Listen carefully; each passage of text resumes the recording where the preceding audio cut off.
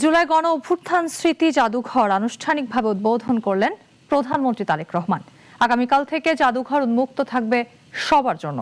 প্রধানমন্ত্রী বলেন, আজকের দিনটি বাংলাদেশের যুগান্তকারী মাইলফলক। জুলাই জাদুঘর গণতান্ত্রিক অভিযাত্রা ও আন্দোলন সংগ্রামের ইতিহাস তুলে ধরবে। এ সময় সরকার প্রধান বলেন, ফ্যাসিবাদ মুক্ত বাংলাদেশে কেউ কেউ অহেতুক ইস্যু তৈরি করে অস্থিরতা সৃষ্টির অপচেষ্টা করছেন। জুলাই আন্দোলনের জন আকাঙ্ক্ষা নিয়েই চলবে বাংলাদেশ। বিস্তারিত রাশেদুল কাদিরের রিপোর্টে। জুলাই গণ অভ্যুত্থানের স্মৃতি জাদুঘর উদ্বোধন হলো আনুষ্ঠানিকভাবে। সকালে প্রধানমন্ত্রী তারেক রহমান জুলাই জাদুঘরের ফলক উন্মোচন করেন।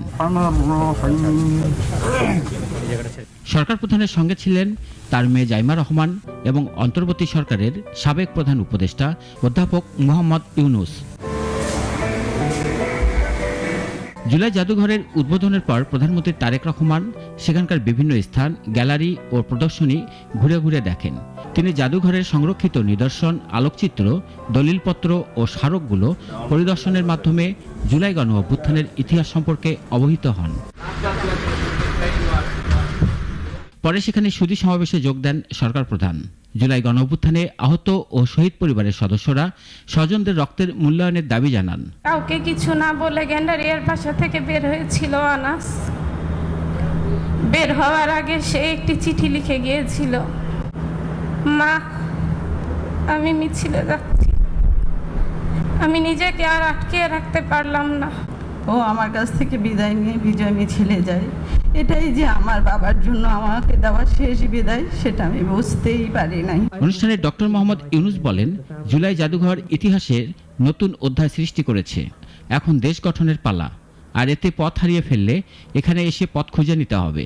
এখান থেকে নতুন যাত্রাপথ রচনা হবে। আমরা পথ হারিয়ে ফেললে এখানে এসে পথ খুঁজে নেব। প্রধানমন্ত্রী তারেক রহমান তার বক্তব্যে বলেন, জুলাই জাদুঘর কোনো একটি দল বা ব্যক্তির একক রাজনৈতিক প্রতিষ্ঠার স্থান হবে না। কারণ 2024 সালের গণ অভ্যুত্থান কোনো একক ব্যক্তি, গোষ্ঠী কিংবা দলের নয়। এই অভ্যুত্থানের মহানায়ক দেশের গণতন্ত্রকামী জনগণ। মাসিক সম্মানী ভাতা প্রদান করা হচ্ছে। আন্দোলনে যারা হতাহত হয়েছেন প্রতিটি ঘটনার বিচার হবে আইনের যথাযথ প্রক্রিয়া অনুসরণ করে বলেও জানান সরকার প্রধান। সেই সাথে ফ্যাসিবাদ বিরোধী আন্দোলনে শহীদদের নামে প্রত্যেকের নিজ নিজ এলাকায় কোনো সরকারি, বেসরকারি প্রতিষ্ঠান কিংবা সড়কের নামকরণ করা হবে বলেন প্রধানমন্ত্রী। শহীদদের কাঙ্ক্ষিত দেশ গঠনের কাজ শুরু হয়েছে বলেও জানান প্রধানমন্ত্রী তারেক রহমান। বলেন, জুলাই সনদের প্রত্যাশা বাস্তবায়নে কাজ শুরু করেছে সরকার। শহীদদের কাঙ্ক্ষিত বাংলাদেশ প্রতিষ্ঠার কাজও শুরু করেছে। জাতীয় সংসদের সাউথ প্লাজায় স্বাক্ষরিত জুলাই সনদ পর্যায়ক্রমে বাস্তবায়ন কার্যক্রম শুরু হয়েছে। গণভোটের আকাঙ্ক্ষা বাস্তবায়নের লক্ষ্যে জাতীয় সংসদে গঠিত সংবিধান সংশোধন সম্পর্কিত বিশেষ কমিটিও কাজ শুরু করেছে।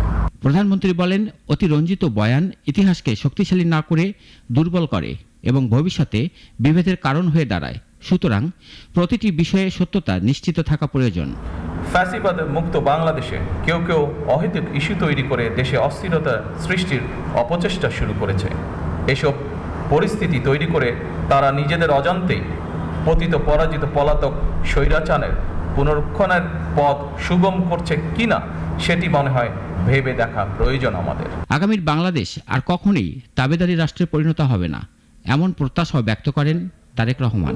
স্মৃতি জাদুঘরের শুভ উদ্বোধন ঘোষণা করছি। রাশেদুল কাদির, নাগরিক, ঢাকা।